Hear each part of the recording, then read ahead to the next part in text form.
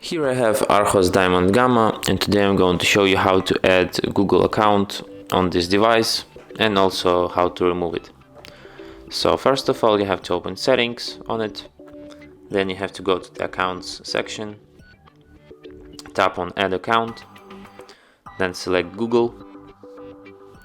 For this operation you will need internet connection, of course. Next you have to type your email or phone.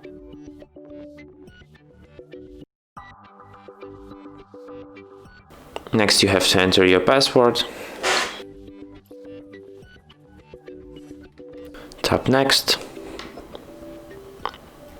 Then you have to agree with Google's terms of service and privacy policy.